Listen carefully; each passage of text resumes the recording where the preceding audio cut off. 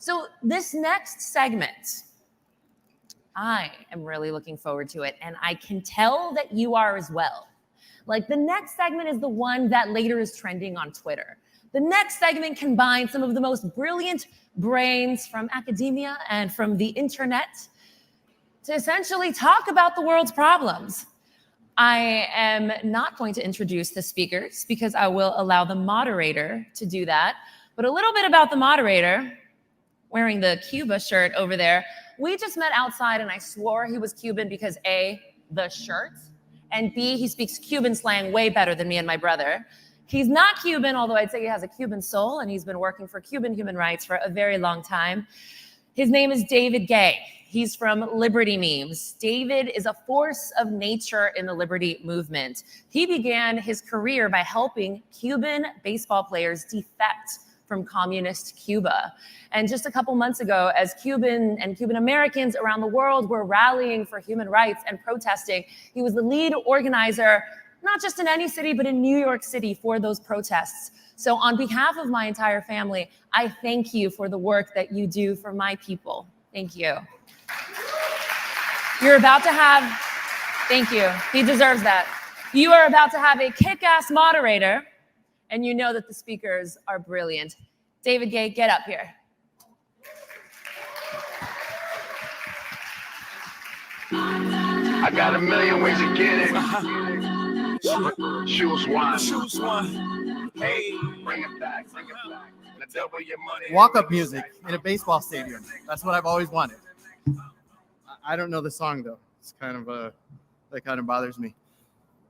So I'm wearing this Cuba jersey actually because a friend of mine played here for the Nashville Sounds just actually this season and a couple of years before. And he had to escape from Cuba. His name is Andy Ibanez, and I just wanted to show some respect to Andy, who has played baseball here, and he had to escape from a communist country to be able to do that. So I'll bring him up later in the discussion. We have panelists, and I would like to warn the participants right now, I'm going to try to be fair, but I know we all have our own political ideologies. I'm going to try to moderate in fairness, but I'm also a participant, so I'll throw my 2 cents in every once in a while. Just want you to know that ahead of time, because I didn't think the power structure was very fair. We have Professor Caplan, professor at, I believe, George Mason University, and Vaush.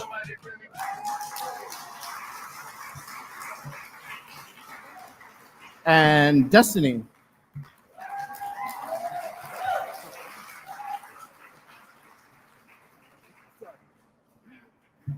I love that guy. I didn't want him far away from me, but now he is. So I'm going to take one of those microphones from him. So I guess we'll start off. Vaush, I would like the panelists to introduce yourselves and let us know what message you hope you can convey by participating in this panel. Hey, well, my name is Vaush. I'm a YouTuber, which is, as you all know, right up there with academia in terms of consistent and reliable truth-telling. If there's anything that I want to hit on now and always, it's the absolutely essential nature of democracy, whether it be in our government or our workplace. I don't think any society can survive and flourish without those things. I'm Bryan Caplan. I'm a professor at George Mason University. I'm the author of The Myth of the Rational Voter, where I say democracy is much worse than most people imagine and markets are much better. I'll leave it there. And my name is Destiny. I'm on Twitch and YouTube. I do politics and philosophy, and I'm going to be taking some position in between these two. I'm not sure which one I'm siding with yet, but I guess we'll find out in the next few minutes. So, as many of you know, today is the 54th anniversary of the death of Che Guevara. So, you've already done my work for me. I was going to ask everyone to take a moment to remember why we're here to celebrate. Sorry. It's just I have a little bit of freedom, and some friends gave me some substances that I'm very happy that they gave me, little natural stuff, don't worry. And the organizers of this event told me to drink. They're like, we already paid for the bar, so get yourself some drinks. So I had a few gin and tonics and hungover. Why would capitalism do this? Anyway, on democracy, this discussion, I wasn't really prepared for everybody to just say, I'm here to defend democracy. I'm here to defend. I wasn't ready for that. So on democracy, I'm a libertarian. I advocate for libertarian solutions to make us more free and prosperous. I'd like to know from you, let's just go in order, I guess, or whenever you want to jump in. What policies do you think we need to be advocating for right now in our current system that have chances of success, or that you're an advocate for, that you really think has a chance of success or becoming popular in society to the point of being successful to defend liberty? Well, I think a big one, first of all, is we need to make third parties viable. We need to get rid of first past the post voting, introduce some alternative, of which there are many. The founders of this country weren't even so sold on parties themselves, and now most Americans, the largest group of which are independents, more so than Democrats and Republicans, very often feel like they don't have a voice in the political system. I think we need to work on that. I think we need to work on better districting, because we know that gerrymandering has screwed to hell a good many of our districts, leading to disproportional electoral results between the general and the specific vote. And on an economic level, I think that we need to really, really work on making sure the wealthy, which I include myself, I think here, are paying a fair share. There are a lot of systems in this country that if break down will hurt everyone, including business owners. Trust me, nobody is going to benefit from infrastructure in this country going kaput. That is a universally bad thing. We need to find money to pay for that, whether we're taking it out of the military or drawing it further from our coffers. We need to find a way. Yeah, so normally I work on topics where I think it is quite politically hopeless, but someone needs to say it. So I have my book, Open Borders. So I think that is a very important policy to totally deregulate immigration. I'm working on another book on housing deregulation. We got to totally deregulate that. I have my book, The Case Against Education, on defunding public education. Now, in terms of policies that I favor that I think have a prayer, here's my number one such policy. Pause. Rip every COVID law off the books today. Deregulate, return to normalcy now. I don't know if it has majority support, but it's not crazy to think that it does. And if it happened, then I think that it would, after the fact, be supported, because this is the kind of thing where people are just supporting whatever exists. I think there's a lot of dream policies that we could talk about. Green energy is a big one. Immigration reform is a big one. Some people like to talk about foreign policy. I think in terms of what's accessible right now in our current political landscape, the two biggest ones that I would like to see big improvements made to, that I think are politically feasible and possible, would be a big healthcare reform and a big reform to education. If anybody in this country is sick or needs to get checkups or needs to do something to enable them to be a productive member of both the economy and society writ large, I think that it would be good for them to be able to do so without having to file medical bankruptcy or take on other massive debts to do so. And I think that if any student has the ability to succeed in a higher education environment, the cost for that should never be a prohibitive factor. Our workforce needs to become more educated so that they can compete on a global level. And we've seen more and more and more how much our economy is moving in that direction. And we've also seen large swaths of society getting left behind, which is something that I hope we can change going forward. Okay. Thank you. Thank you for that introduction. Appreciate that. I'd like to know, because this topic of this discussion is also equality and how that ties into democracy. And you were just mentioning gerrymandering and how it's difficult for some people to feel represented in government. I'd just like to know, do you feel that there are particular demographics that are underserved in our democracy as it is right now? Yeah, absolutely. The largest of which is the poor. There's no getting around it. The greatest discontinuity we've seen between the common will and what actually gets done is the disproportionate control that the wealthy people have over the means to power. When we're talking literally about gerrymandering, of course, there have been efforts to directly gerrymander communities of color, for example. There have been efforts to do that historically, which have kind of bled into the present. There are some districts which are very obviously an effort to get one more seat in. But as I understand it, gerrymandering is a universal issue. There is gerrymandering, which negatively affects Republicans in California. And what's more, the Electoral College ensures that if you're one of the millions of alternative or red voters in California, your vote means nothing. on a national level at least, that is a form of, removal from political life. That is a kind of gerrymandering in a way. It's something that we need to work against if we want people to feel involved in the outcomes of this political community. Anybody else want to add to that? Sure. So if we're just going to talk about dream possibilities, foreigners are greatly underrepresented in our democracy. Would we have immigration restrictions if foreigners could vote? I don't think so. I would agree with Vaush for sure. I think poor people are underrepresented in more than just our democracy. They can be underrepresented in education. They can be underrepresented in access to, as I mentioned earlier, healthcare, job markets, ability to move to different states. And I think that we could probably do more to accelerate poor people's access to whatever they need to climb kind of the ladder of wealth. Okay, so I'm a participant, and I'm going to give my 2 cents on what I think is happening in adversely affecting particular demographics. When I look at the recent election in California, and a black man who went to Crenshaw High School is told that he's a black white supremacist, and then egged in public by a person wearing a gorilla suit, a white person wearing a gorilla suit, and there's absolutely no outrage about that. I have questions about who's directing the narrative in this country. I'm sure some of you have these questions in your head where it just doesn't seem right. So many things they can put out there and say, okay, this is going to start a riot. This is going to bring change. But when someone's actually trying to change things, they do things like that. They manipulate information. And it makes democracy feel a little bit hopeless when the media is able to control absolutely everything. So I'm wondering if you have any thoughts on that. Yeah, well, it'll come as no surprise to the audience that I wasn't the biggest fan of Larry Elder. He, as well as I imagine every political candidate given any mainstream attention, is going to be a fair recipient of disinformation. However, I think that the California voters' opposition to him was fairly earned.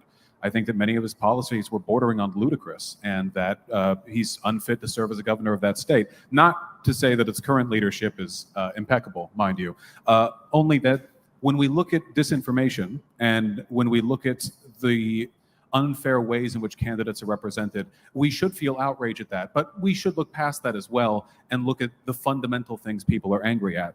When it comes to Larry Elder, was he at times the victim of racism? I have no doubt. But I don't think the majority of the opposition he saw was a product of racial bias. I think it was his ideas.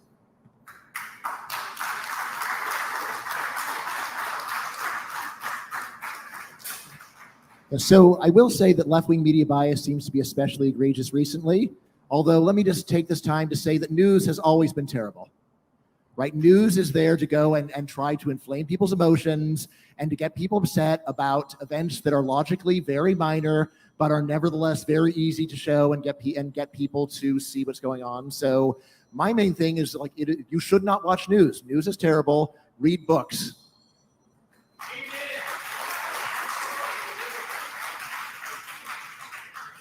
And articles, academic articles, also good. I'm going to take an unpopular stance. I actually don't like the demonization of the media. I think the media shows us exactly what we want to see. I think that if I were to quiz the audience on what the latest Marvel movie was or what happens on whatever reality TV show, I think that like 95% of people would raise their hand. But if I were to ask you a question like, who is the mayor of your city? Or do you know more than one or two of your elected state officials? Almost nobody has these answers. I think that we very much want to jump up and blame like, the media shows us this, the media shows us that. There's a ton of information about all sorts of stuff. Nobody's going home to watch that. Nobody's turning on the TV to watch that. You can have, C-SPAN, you can have any type of TV show that's going to show you the most blasé, like we're going to go line by line through the tax code and see if we can optimize the EITC to adequately affect poor people. Nobody wants to watch it though. They want to watch a guy in a gorilla suit throwing something at, somebody running for governor. They want to see, what was the last crazy thing Trump said? When was the last time Biden tripped over himself? Like these are the things that sell. I think that we can hold the media responsible a little bit, only insofar as much as we're willing to accept responsibility ourselves for the type of content that it is that we want to watch. And I think that if you want to look at a perfect example of that, look at what gets popular on places like Facebook and YouTube and these other massive social media conglomerates. They have one agenda and one agenda only, and that's to make money.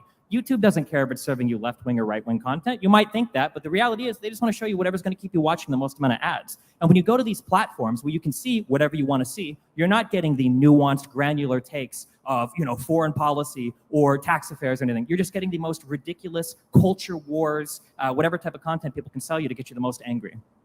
Yep. Can I say something? Sure. So I actually agree with most of that. I would say the media is not responding to me. I don't watch them because I don't like what they do. But yes, if you are unhappy with the media, then you should stop watching them. Right now, most people are unhappy purely for ideological reasons. I say there's a more fundamental problem with the media, which is that they are pandering to public irrationality, that they do actually try to appeal to the lowest common denominator. And this is exactly what you should expect, but it's also a reason why we should not take the news seriously. When you realize what's really going on, the fact that people in the media care about something, it does not show that it is actually an important problem. The fact they're ignoring something does not show that what they're ignoring is unimportant. Right? So, just to step back and realize that while this is mostly driven by supply and demand, that is not actually, but nevertheless, once you realize what's going on, it does undermine the legitimacy of the media intellectually or epistemologically, even though, yes, it is primarily a business. At the same time, it is true that even the most profit-driven business can still sometimes have an agenda where the people in charge say, well, we're not going to be purely based upon profit. We're going to do some other things. And I think probably a lot of the ideological bias in the media is there. And you can see this in the rise of Fox News and other right-wing media. Regular media didn't adequately serve people that didn't have left-wing views. And then this created profit opportunities for other places to go and tell those people a bunch of wrong things that they believe, which is really what media does, is to find audiences and tell them things that are at best greatly oversimplified or probably just wrong. Go ahead. Oh, and I'd like to jump on that, both of you, actually, if I may, because I think what you're describing is a perfect example of the need for being the constant radical. You folks in the audience, we care about politics, obviously, if you're here. Maybe this isn't how you live your lives, but for most Americans, politics is nothing more than a once in 4 years, 18-month WrestleMania match that concludes with 2 hours waiting in line outside of a ballot box. That's really about the limit. Now, that is not unique to America, but there are other countries that don't have that attitude. The idea of being a citizen, an active citizen, means a constant, ongoing, active process of engaging with your political system. And sometimes that does mean learning when to turn media off, and sometimes it means learning when to turn the right sources on.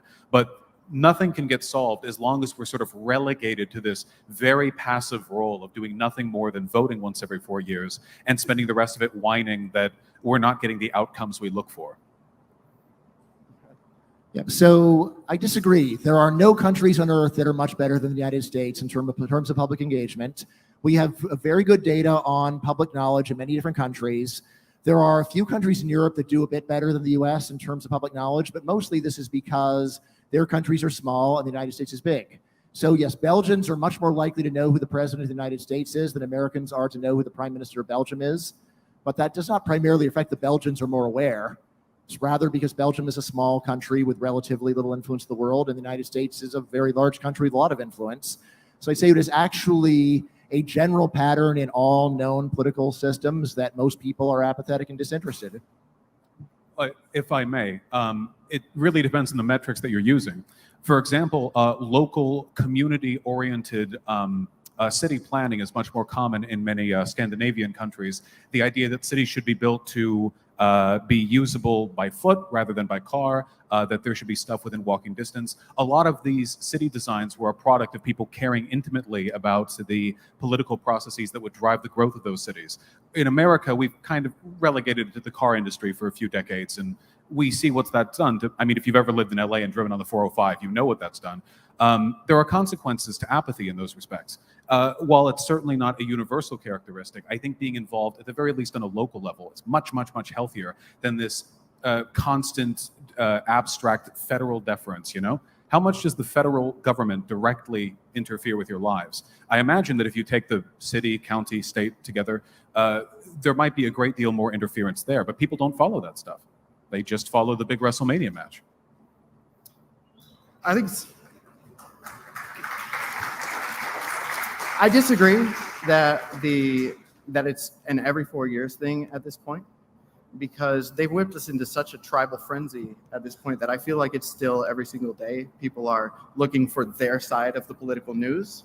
So I think it's a lot more systemic, and it's a problem that we're dealing with every single day now, instead of just the idiocracy of every presidential election. So I'm kind of concerned about that, because you have on the left side, they'll tell you a $3.5 trillion spending bill will cost $0. And then the very next week, they'll say, we're in debt, we need to print or stamp $1 trillion coin. And on the right, these people believe that Donald Trump is still sitting in the Oval Office and that Joe Biden is in some studio. So, I mean, it's extremely dangerous. I'm wondering what your thoughts are on the danger of consuming absolutely fake news, or just the way they just direct the conversation for their followers, and their followers just blindly go along with it.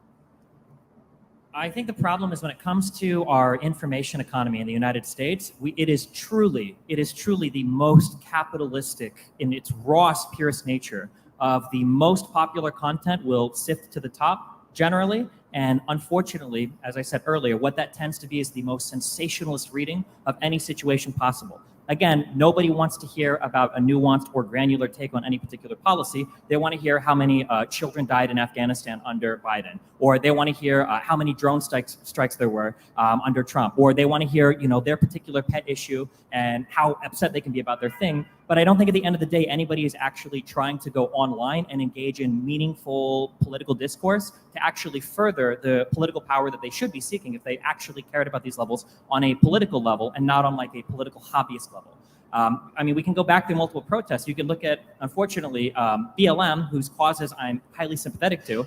How many people that were part of this movement are looking to the federal government for guidance on an issue where the federal government has very little, if any, input, because a lot of this is going to be determined at the city level. You're a police chief, you're a mayor. These are the people that are going to be making the calls on your levels for policing. But everybody wants to have a national conversation. Nobody wants to get involved at the local level. And I think that when you have social media companies that are getting paid money to serve you content that serves into this kind of rabid frenzy of caring about these very hot button culture war issues, at the end of the day, there's just not really much space for somebody to come and give a well thought out take that shows you both sides of things and then shows you how you can push your issue a little bit farther. It's just going to be whoever's screaming loudest in the most entertaining fashion. Yeah, I agree with almost all of that. And I'd say possibly the main difference is I don't think it's ever going to be different, nor is it plausible to think that it ever could be different. The thing about politics is it brings out the worst in people. It brings out the worst in people because people have an opinion, which while it matters at the level of society, if you have social policies are a function of what is popular in society, and yet for the purpose of one individual, you have actually basically no effect. This is the central thesis of my book, The Myth of the Rational Voter, which that in democracy, even very smart people turn off their rationality and become extremely emotional. The way that I really like to explain the contrast is just listening to someone talk about politics, making a bunch of hyperbolic claims, and then you say, very good, let us bet. Let us bet. Let us put $100 on this. Let us have an unambiguous statement, which can be determined later to be true or false, and see what happens. And I have done this a lot. So betting is one of my big hobbies. I'm currently at 22 wins out of 22 bets resolved, right? Many people accuse me of deliberately finding the most, what's the right word? Deliberately finding suckers in order to bet them. But I do just have a standing offer. I'll bet almost anyone on almost anything. It is very hard to get anyone to bet because while people like to express their opinions, they don't like the idea that they can actually be decisively proved right or wrong. They don't want to actually lose money, and they also don't want to be humiliated for having publicly said something incorrect. Although, I am always quick to say, look down upon those who refuse to vote. Don't look down on people who bet and lose. They did the right thing. Look down upon those who say, I'm not going to bet. This is above the kind of question that one could bet on. Those are the people who really are responsible to have opinions, and of course, it's the vast majority of people. Yeah, I bet a Republican that Biden would win in November, and I'm still waiting on them to bring it back. No, I agree though. I think you need to maybe not literally put your money where your mouth is, but figuratively at least. People say the most spurious stuff with no accountability, and this goes all the way up to media. And I agree, infotainment is great at getting people to listen to you, but it will always prioritize sensationalism. And to that extent, there are really only two solutions. You make better media or you make better people. If you want to talk about better people, we need to talk about media literacy in classes. Now, for me at least, I think this would be a fairly worthwhile endeavor. With poor media literacy, you're really on your own ideologically once you're out there. I'm not talking about state indoctrination, just basic understanding of graphs and statistics, an ability to fact check, stuff like that. Most Americans can't do that stuff, you know? It's not because they're dumb, it's because that's not a lesson anyone ever taught. I think that would go a long way, at the very least in the long term, towards addressing some of this. When it comes to making better media, though, I admit, it seems like with the laws that we have concerning free speech and the way our media acts, sensationalism will always rise to the top.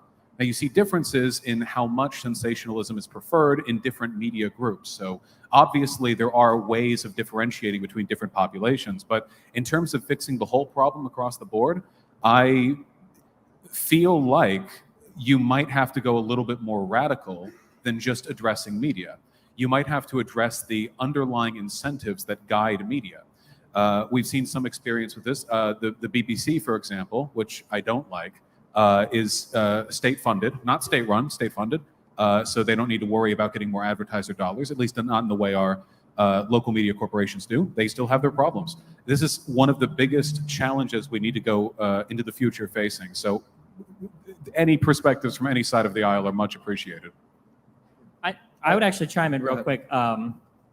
Sorry to sound like such a downer, but I actually don't think media literacy is the problem at all. I think plenty of people can be totally media literate. I think the problem is it's a level of interest. And so if you don't know my background, I argue with a lot of people on the internet. We scream at each other. Very rarely we'll have a good conversation. And over and over and over again, I've run into people who care or seem to care a lot about these particular issues. And when I push them for even 2 seconds on it, I find out that they haven't read past the headline of an article, or they haven't read past, the 180 characters of a tweet. It's not really that hard to read an article. Something that I find is if you're willing to read a full article, it can even be a Fox News article, it can be a CNN article. If you just read the 5 minutes that it takes to do it, you're already more informed than 99% of people online having that conversation. And I think that it's important to recognize where the problems come from, because if you don't know where the problems come from, you'll never fix it. You can teach media literacy until it's blue in the face. I'll teach you all media literacy right now. If you want to be more, I just did. I gave you lesson 1 is just read the whole article. That's it. Lesson 2, Google stuff. Read the Wikipedia. People make fun of people for reading Wikipedia. They never actually read it. It's that easy to be more informed than the vast majority of people on any given topic. But I think people are just more interested in treating it as like a sports game or sports team or a hobby thing where you get online, you just scream at people. And when the problem is that, no amount of media literacy is ever going to fix that problem.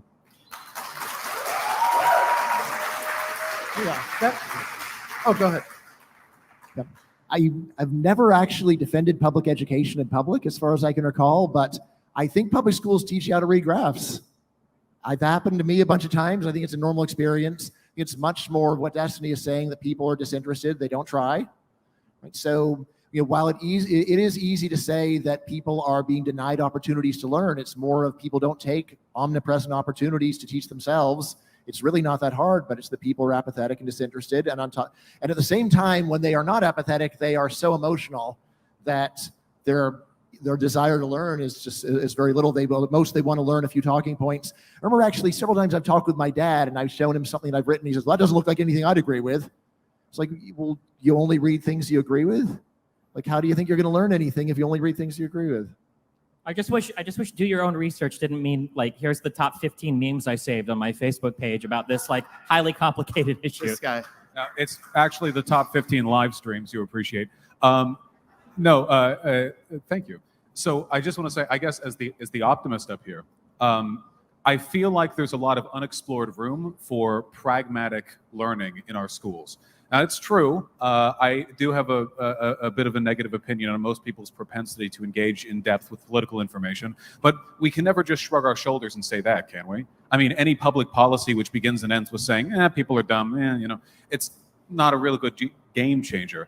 There are things we could do. It's true that we do teach basic statistics in schools, but not very applicable, usually in the abstract. A, X, and Y. We get colored triangles on graphs, but a way of relating this, perhaps, a sociological course teaching us about the ways in which certain types of language tie into different political movements or what we can look towards when we want to deal with certain issues. Take crime in America. How many people's solution to crime in America is, well, maybe people's culture should just be less crimey? Like, there are public officials that say this. It's your job to write policy, and that's what they come up with. Well, thank you. You're paid very well for that. And the pundits who spill it, I mean, they're paid even better. No, we have to, even if it's a desperate hope, try to find ways to better acclimate the citizen to making good political decisions. It makes them freer, too, because being trapped by your own ignorance is the worst kind of enslavement. So I want to talk about internet censorship for a second, because Destiny, you mentioned that people just consume online the things that they're sympathetic with or the things that they want to find online.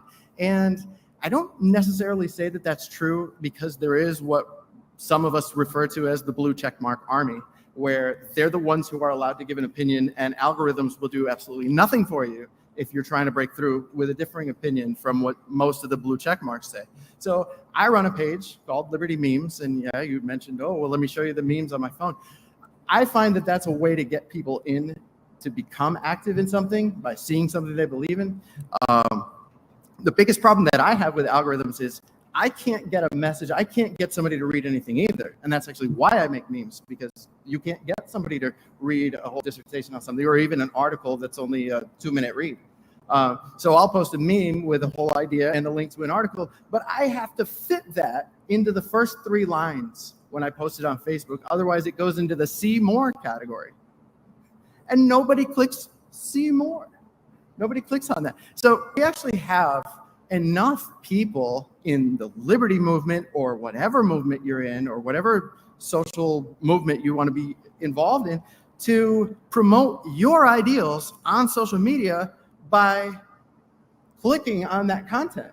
But you don't do it because we're all seeing what we're being fed in our news feeds, and we're clicking on Chinese cooking videos instead of finding the pages of stuff that we agree with to help their message get through. So I don't think that everybody has the ability to bust through the algorithm like people who are speaking topics that are on the index card of allowable thought. I mean, I'm curious, do you not see the irony in being a libertarian that advocates for everybody to have complete autonomy and freedom, but somehow they're all enslaved to social media feeds with cat videos and dog videos, right? That's the problem. It seems that if people wanted to find content out there that, you know, didn't serve any of the main 2 political parties or any of the more mainstream political conversation, it's out there. You can find more on the internet today, I'm 32, than you ever could. When I was a kid and your sister was arguing with you over something, you had to break out the Encyclopedia Britannica to answer any of the questions. You can find the information to any question in the world today on the internet, but people don't want it. I don't think we're slaves to it, because if we really wanted to, we could just shut off our phones and not be engaged in it ever again. We could. But how many people in this room right now have an iPhone that tells them, hey, usage up 2%. You used your phone 4 hours a day for the past week, right? I'm sure there's more than a few in here that have had that. Well, I might use it a little bit. Yeah, 4. Oh, yeah, 4. Just 4. Yeah, with regards to this, I mean, this is fundamentally a problem of free market economics. Social media is run as a ground down to the nose attention economy in which only the most ruthlessly efficient deliverers of information and entertainment can survive. The only alternatives to this, again, functionally, are either better consumers, a difficult prospect, or some kind of regulation, whether that be governmental through terms of service agreements or something else. But this is ultimately one of the big problems that very left-leaning people have with this type of economic driver, which is that there are externalities. We have maximized the thing we're prioritizing, which is watch time, but we've left other things to the side. Reliability, trustworthiness, or if nothing else, the ability to properly diversify the content you consume. I've heard convincing arguments that one thing we might want to do, even though it would be hell for advertisers, is get rid of social media feed algorithms just forcing you down a given path if you've decided you like a given set of things, you know? This is a very modern phenomenon. When you're on TikTok, Twitter, whatever, you cultivate your feed, and after that, you are locked in. And without deliberate effort, it's hard to break out. In real life, before the internet, you couldn't do that unless you were in a cult, right? I mean, the way in which you communicated with the world was diversified by nature of it not being digital. Oh, and my PR manager called. They said to clarify that being ignorant is not actually the worst form of enslavement, just to clarify. Anyway, I don't really have any solutions to this, I guess, outside of more deliberate, drastic action. Okay, so Yeah, deliberate. so in drastic- terms of externalities, I don't see Okay. the externalities so much as just people are bad and want bad stuff. Right. So it's the same as with many other markets where the market's working just fine, satisfying consumer demand. And it is not the case that consumers are actually doing much to anyone other than themselves in terms of the media they're consuming. Bad political decision-making leads to bad political leaders. If you allow me to finish. So now here's the thing. Now you may step back and say, yes, this is really messing up the politics of the country. I will say that the politics of the country does seem quite bad to me, but in terms of what social media is doing to it, I mean, in a way, it's more of just revealing the way that things always were even more clearly than before. One of the main differences that you see between now and when I was a kid is when I was a kid, there were so few, the technology didn't allow you to have so many choices. And so it appeared that the opinion was more unified than it really was. And social media has now exposed that there are many weirder views out there than you previously would have realized. But the thing to do is step back and say, all right, given what the free market is giving us, what people actually want, what is the alternative? I say like the real agenda of regulation is to take one particular view and to turn it into the forcible orthodoxy that everyone is told. You know, if you look at what has been going on in social media now, so far they're not regulated. They're just worried about getting regulated, and so they are trying to preemptively self-regulate in order to get some of the criticism off their backs. You know, what I'll say is you can see that almost all of the self-regulation is just about giving additional left-wing indoctrination to a broader audience. It isn't really about giving diversity or giving better views. It's about taking one of the many crummy views and trying to tell everyone that's the true view. I think for two things. One, the biggest problem with alternative media or social media driven media today is not that it's exposing things. It's that it's created this epistemic divide between groups of people in terms of people don't even understand what's real anymore. I don't know, what is it like? Is it 50% of the Republican Party still thinks that Trump is the legitimate president?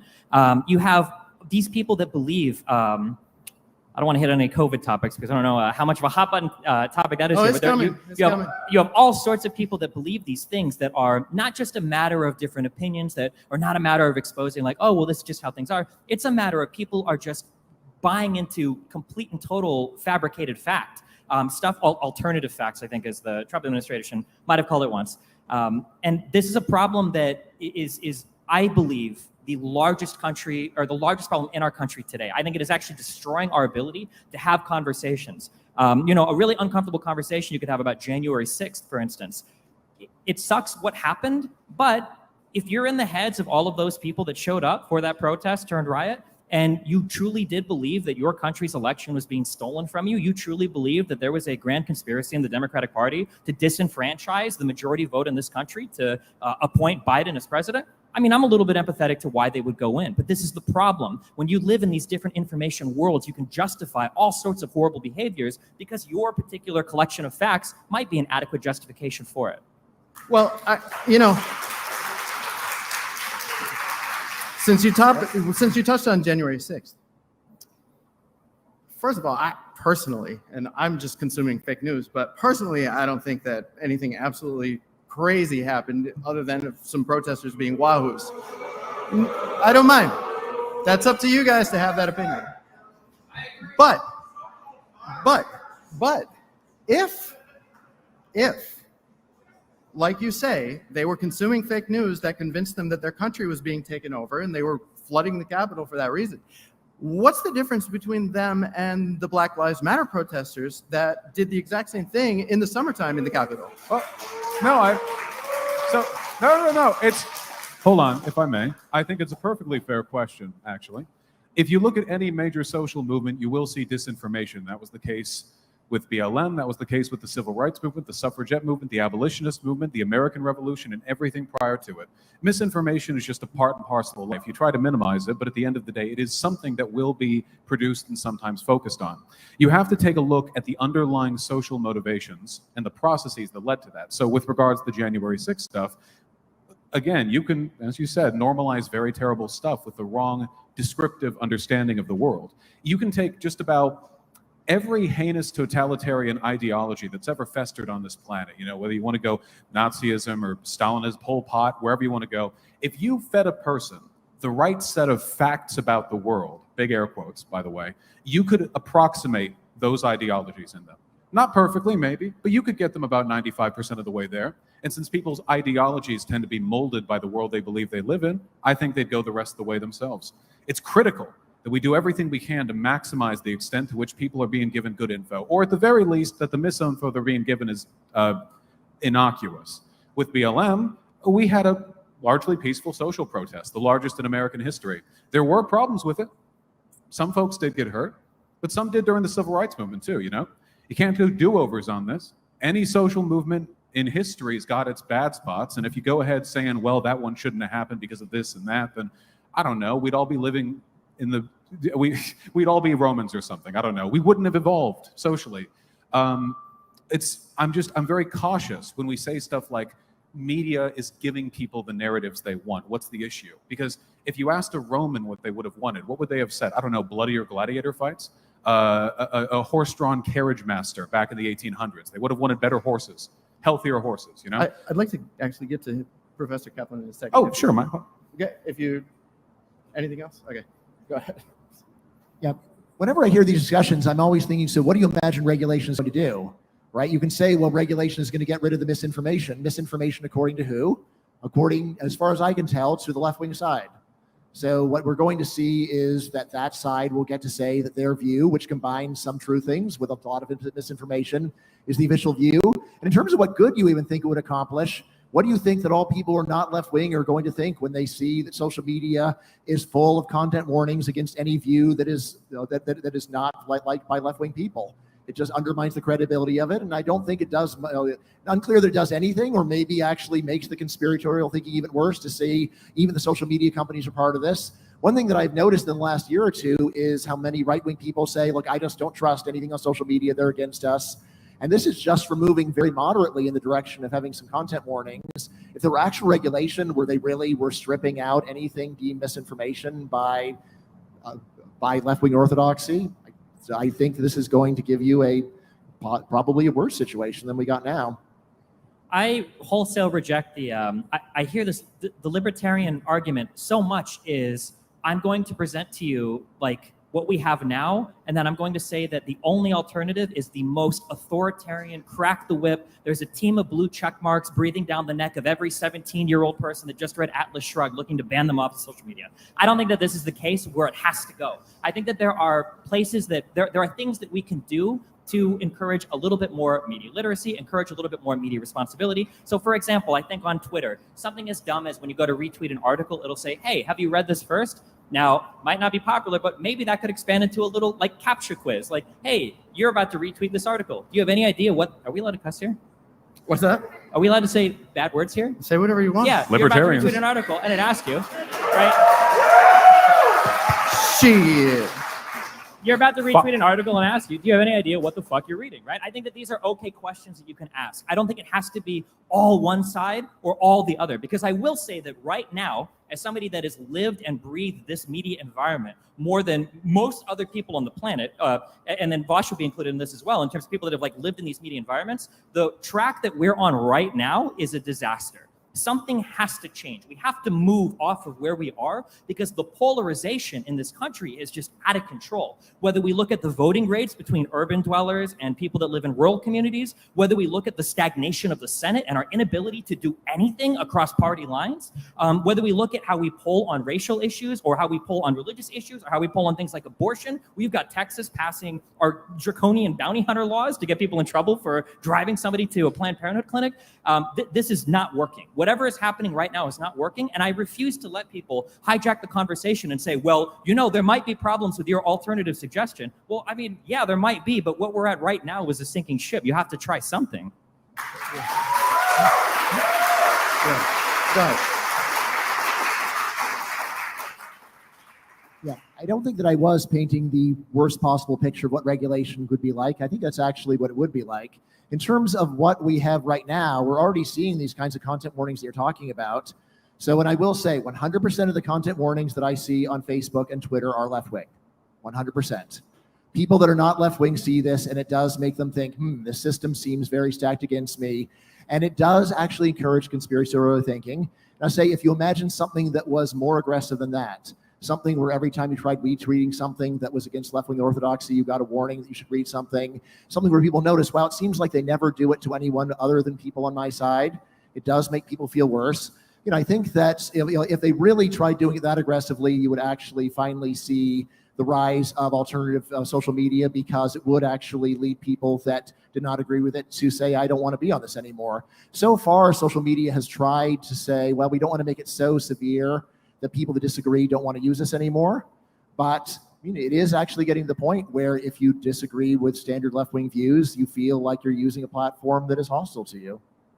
Do you think that there might be a problem in terms of one side of the political aisle representing, now I'm not going to say the Democratic Party is perfect, but representing slightly more factually true statements than the other? Because what do you do when it comes time to rectify that problem? If you're a Republican and you believe that the coronavirus is fake, that vaccines are going to turn your body into a giant magnet, that Trump is still the president of the United States, that MS-13 illegal immigrants are coming through and murdering people over the country, yeah, you're probably going to feel like any type of fact checker is biased against you.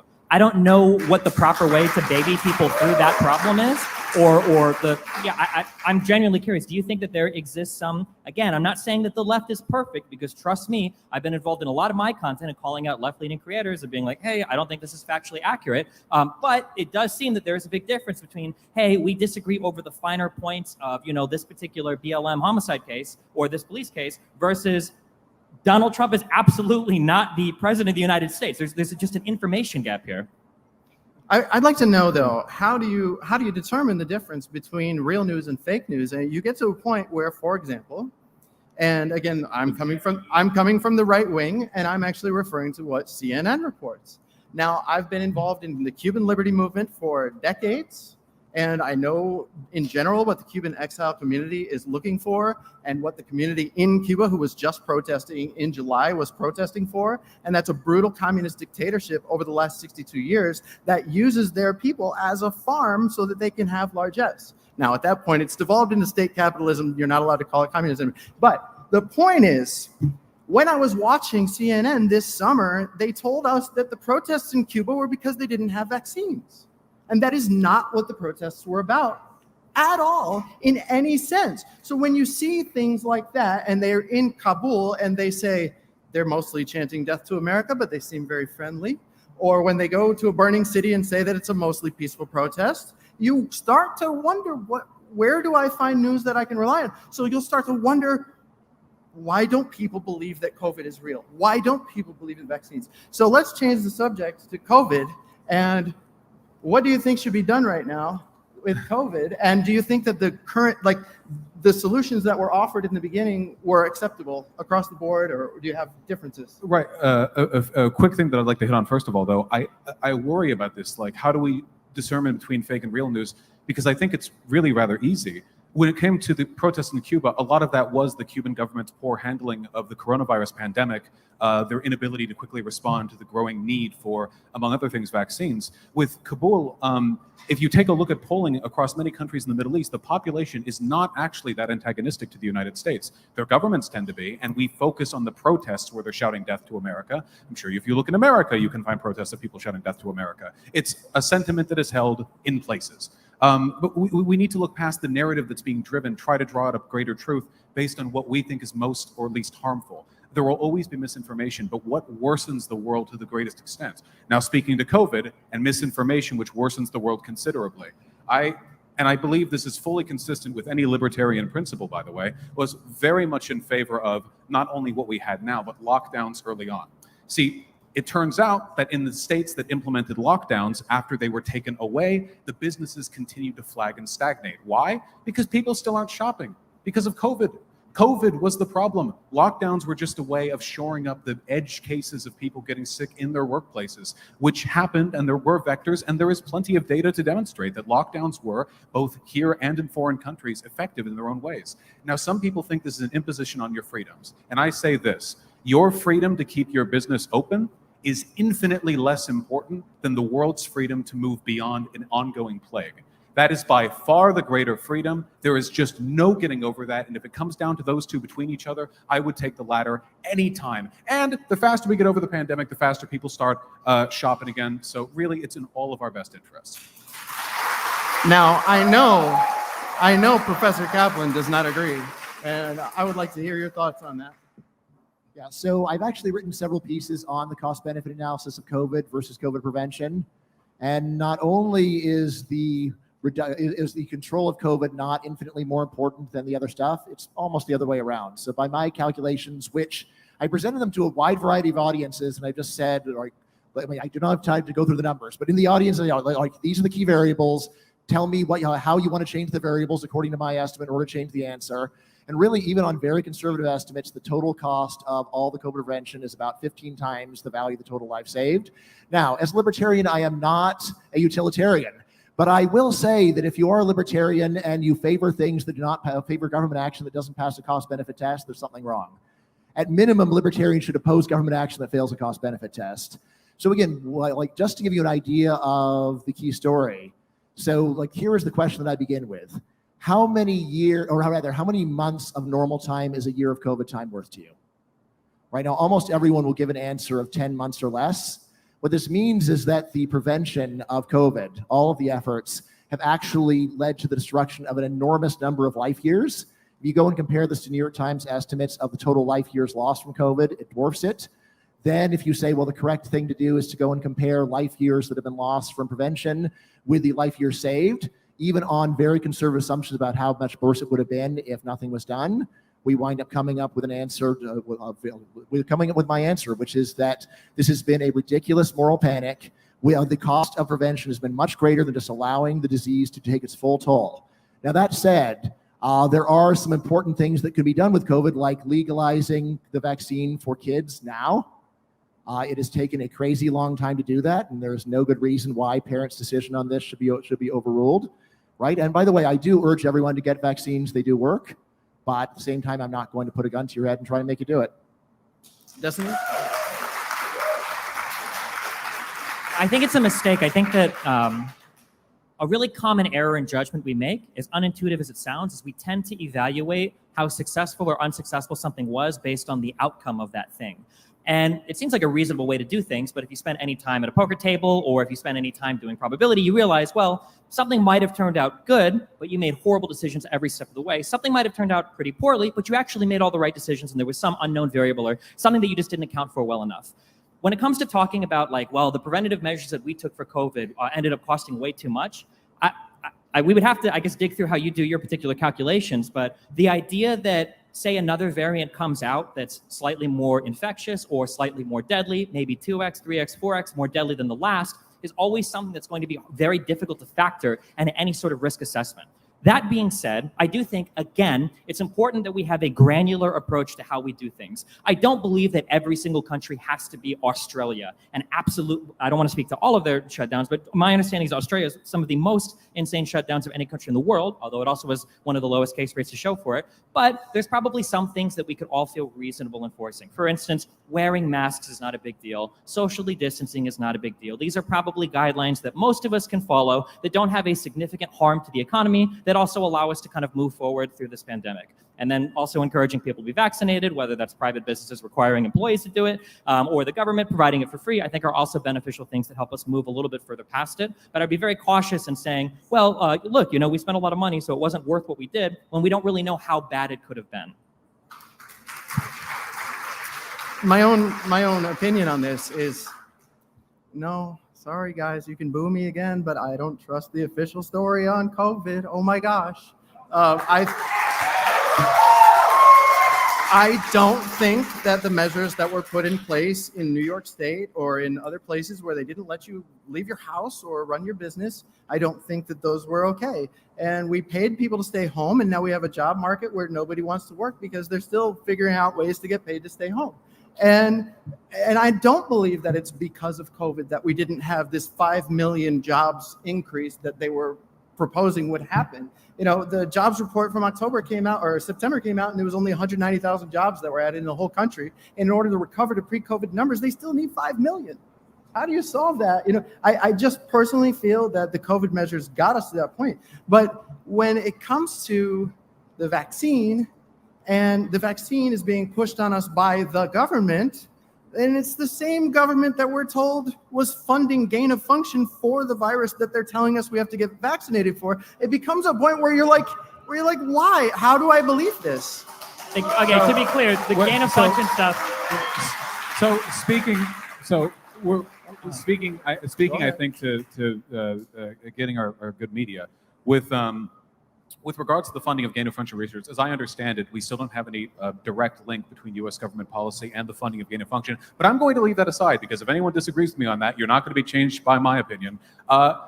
It doesn't matter. When we talk about domestic COVID policy, these are actually two entirely separate things. Even if you were deadline on track on getting Fauci to a human war tribunal or something, that has nothing to do with the ways in which we could effectively, and yeah, we should ignore the sideline issue because to me, we're dealing with what, 750,000 dead in this country? When we come up on the Civil War death toll, it'll be the most deadly event in all of American history, which is insane. We got the vaccines pretty near first, what with us being America. And when you take a look at the rate of vaccinations, at first we skyrocketed as people like me got vaccinated. But now we have flagged behind other countries, European countries. You want to be outdone by Europe? They're now 10, 15, 20 percentage points higher than us in the vaccine. And why? They're also capitalist. Their media should be feeding them the exact same disinfo our media feeds them, shouldn't it? If it truly is just a natural human condition issue, then this should be a ubiquitous issue. But it's not. There is something about this country, this festering and unhealthy attitude towards this condition, towards this problem. I'd like to get to Professor Caplan again. We don't have a lot of time. Go ahead. Yeah, so Destiny is right. It is often hard to figure out whether or not you did a good thing. You could do everything right and things could work out badly and vice versa. However, this is a case where we actually have very strong reason, in fact, definitive reasons to know that we did not actually try very hard to get to the right answer because there was a technique that could have been used very early on, and that is voluntary human experimentation. Voluntary human experimentation would have cut the time in order to find out whether vaccines work down from 6 months to 1 month. Voluntary human experimentation could have been used to find out how deadly diseases were. Voluntary human experimentation could have been used to find out how well masks work, and so on. And yet, no country on earth did it. And why not? Well, it's a great question, but it definitely has a lot to do with the great aversion to paying people to do things that are useful. We did the Tuskegee experiment, so but this is an issue. Hey, all right, but this is an issue. Stop. The reason I think it's an issue. So the reason I think it's an issue I is have because heard that from the human subjects people at my university to explain why it is that I need to get the permission to ask people questions. All right, the fact that one time, decades ago, there was a horrible thing, which was a crime under the law of the land at the time, and is a reason to say that someone cannot voluntarily go and get and be part of an experiment in order to cut maybe the time. maybe it's not a big deal in the white community, but in the black community, it's a very big deal. Look, most it African was Americans, illegal at the time, but most African Americans, it was illegal to infect someone with a disease without their consent at the time. Terrible. You guys are supposed to be on the same team, I But, think. but, so. most but most African Americans who are hesitant to get the vaccine or are speaking out against it are saying this because they have an example in their community of a time when the government did testing on them. There are people who are paranoid because there's a lot of insane stuff that goes on. So that's my. Or Jenny McCarthy. This A lot more people have heard of her and her crazy stuff than any of this history. I think you're hitting on the do your own research community. And I've talked to so many of these people. If you don't want to trust the government, you don't have to trust the government. That's fine. You can hate the government. You can even hate the pharmaceutical companies in the United States. Why not look at any other government on the planet that is looking at these vaccines? Why not look at any other private company in the planet that is looking at these vaccines? Why not look at any of the academic institutions in any country? There are so many people that are on board saying that these are safe and effective. And for some reason, the do your own research crowd has convinced themselves that a guy that makes a ton of money selling you, crazy energy drinks and neurotropics online is going to have the answer for you. But this conglomeration of all these private companies, academic research, and government-funded institutions aren't going to be able to do it. I totally don't buy that answer, not even remotely close.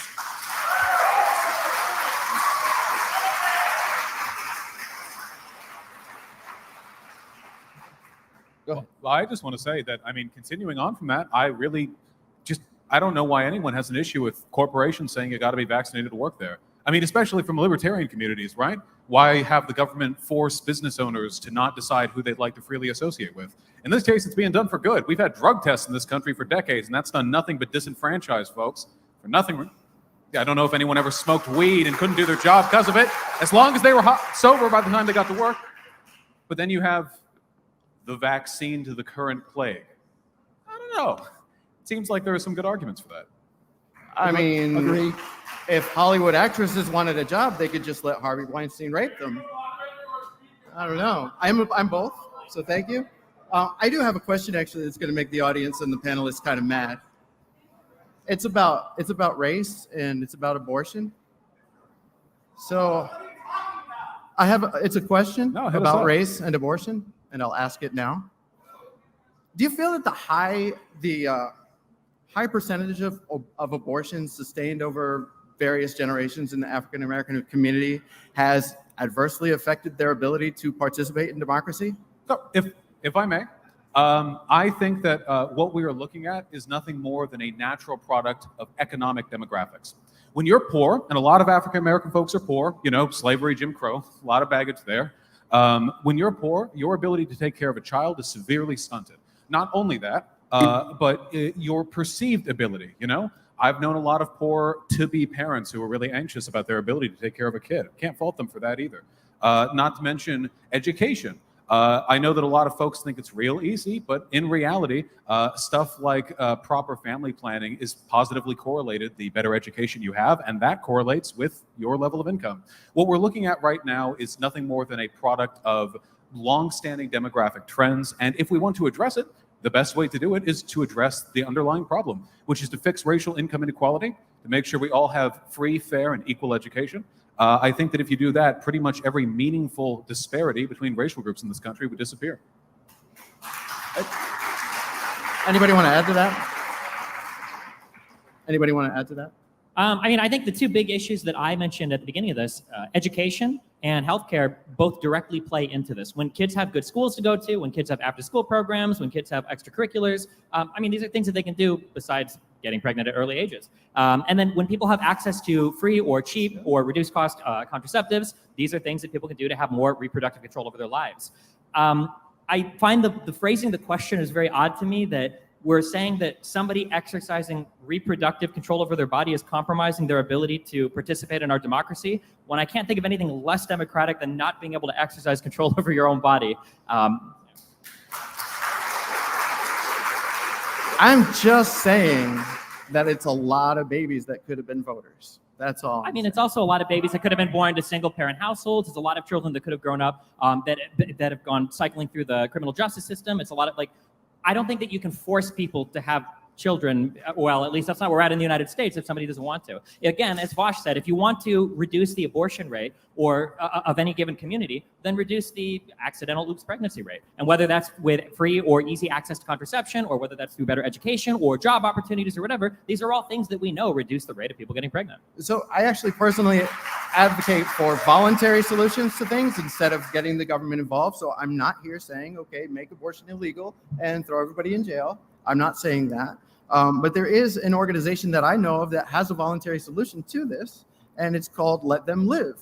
And what they do is they go and they find girls who have an abortion scheduled, and they ask them, what are the mitigating factors? What are the reasons that you need to do this? And they help them overcome it. And they choose to have their children. So, there are market solutions to this. So I don't know if guilt-tripping someone for... up to the point to where they deliver the child and then you kick them out and say, good luck. I don't think that's the best, unless you're seriously telling me that this is an organization that is going to support a mother for the 18 years that it requires to take a child from infant to adult. No, because that's the welfare state. We just want to help them get on their feet and overcome these obstacles. And people do, they'll pay for their entire college education because their whole... College education isn't the problem. The problem is the 18 years before you go to college. But there's people who go to college. No, I run a memes page, so... This is the best you're going to get. No, I just want. Well, with regards to that, I just want to say that I think that while it is very possible that you could go up to an expectant mother and give them some arguments that might convince them to stay away from an abortion clinic, I don't necessarily know if you're meaningfully changing any of the systemic problems that led them to that decision in the first place. You know, I mean, that's a pretty emotionally heavy situation. There's a stereotype about Democrats being flippant with it. You know what I mean? In and out like a drive-through, but no, for everyone, it's a pretty serious thing. And if we really want to address this, I mean, look, no matter where you're at, we're all trending towards replacement level population birth anyhow. Every developed country is going to cycle back to around 2 to 2.3 kids per family, because that just seems to be the way developed countries factor in. And when we look at racial disparities in this country, I think that we need to look at them not as issues of personal responsibility or moral affront, but rather as evidence of centuries-old biases that we haven't meaningfully corrected for yet. We see this too with crime. Why do you think there is such a strong relationship between poverty and crime? You know, it's not like poor folks just get born with a crime gene or whatever. There are conditions that you're born out into, and a lot of those correlate to not being able to properly take to a child after they're born. Like you pointed out, you know, proper daycare, keeping them off the streets, that's a huge thing, especially in neighborhoods with a lot of bad influences. But all of this gets complicated with this moralistic lens, you know, post hoc. It's well, why didn't you just have the kid, you know? Well, that wouldn't have solved any of these issues, really. It would have solved the issue some folks have, but not the issue these families are having, which is that their communities are rotted out due to poor government planning, due to businesses leaving, due to white flight in some of the POC communities. And we can fix those problems, and we can do it in a way that's good for the market too. So we only have about 5 minutes left, and I'd like to give each of you a minute or so to say anything that you feel has been left out of this conversation, or something you wanted to say to anybody as we wrap up. A minute to just ramble about whatever we want?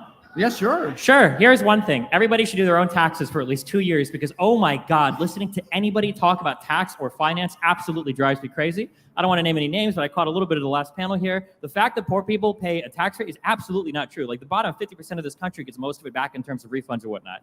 So just as a quick thing, do your taxes for a little bit, learn how they work. The second thing I would say is, besides that point, advocate for things that are politically effective. We all have like our pet dream projects where, you know, we want to see the country become, you know, Bernie Sanders is the emperor, we're a socialist empire, or I don't even know what right-leaning people want right now. I have no idea. But like whatever your idealistic fantasy is, that's a cool thing to have in the back of your head, but advocate for things that are realistic. Caplan said something that I actually completely disagree with earlier, that one person doesn't have that much of an influence. One person on a local level actually has a ton of influence, just not in the really sexy, cool federal ways we want. If you're the guy that shows up every week or every month at your city council planning meeting, you will be heard. You can actually make a surprising amount of change if you're willing to exercise just a little bit of political power you have on the local level. Just don't always expect that AOC is going to tweet out a congratulations for it.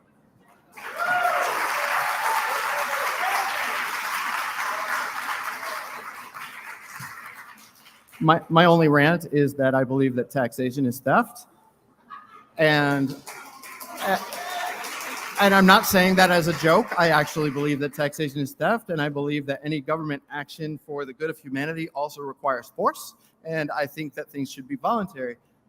It's the cool kind of theft, like Robin Hood.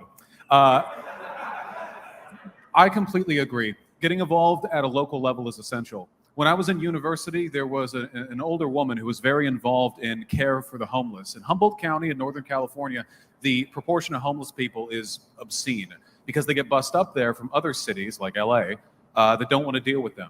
And the police, they take down encampment after encampment after encampment. And this lady, I mean, she had a whole life outside of this too, but she dedicated enough time to become the leading representative. I mean, everyone in the scene knew her. And that is the kind of direct civic engagement that's so rare in this country. We're so isolated and so alienated from anything outside of the WrestleMania matches, whatever we see is trending on Twitter, anything that the social media feed bequeaths to us, that we forget. Next to us is our neighbor, a person, and outside their house, across another. And across the breadth of our neighborhood together are probably more people you've seen than you've seen gathered together since the start of the pandemic. There is incredible power in community. And while it's not exactly easy to just rile that up out of nowhere, go to a few local town hall meetings, meet with some local orgs. They exist, and I swear to God, you'll feel way better doing that than you ever will paying attention to national politics with nothing but a once a 4-year vote to say for it. So that actually wraps it up, and I'd like to thank you all for being wonderfully behaved audience. And I didn't know if you wanted to actually say it. I asked you, you're all set? Oh, yeah. Go ahead. Go ahead. Right. So we spent a lot of time tonight complaining about how bad the media is and how that reflects how bad the general American public is. I have added it probably as just a general problem with humanity. Right. So, and participating in this, I felt a bit bad because I felt like we have exemplified many of the things that we're complaining about. It's not just people in the outside world, it's people in this room. Just the level of passion here, I discourage it. This passion is way too high. Don't applaud. No. Yeah.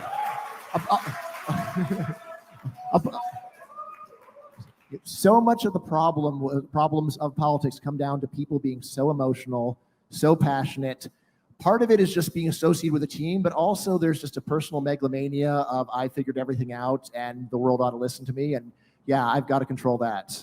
I do have that as well, right? And now in all the ways that you can try to improve, as I was saying, the one that I think is most doable on the individual level is betting. So when you hear people saying things that sound ridiculous, try to get them to bet you, right? In some identifiable, verifiable way. Yeah, you were saying that people have not paid you on your Trump bet. That's why, because you have to specify according to what the official certification process says. Yes. Yes. And here's the thing, when you do this, you become better. You become better because you start before you speak, you think, do I really know that much about this? Am I really qualified? What research have I really done? Have I heard the other side? Do I want to go and say something that is going to make me lose a bet? Right? So it is not just a way of getting other people to be honest, although I have really used it and I feel very effectively, but it's also a way of making oneself honest and improving yourself and trying to actually deserve your sense that other people need to improve. So we're actually entirely out of time. I'm sorry. Listen, I'm not qualified. I'm just Joe Sixpack. But don't applaud for me. I'm a terrible moderator. He doesn't want you to applaud either. But Vaush and Destiny, thank you, everybody.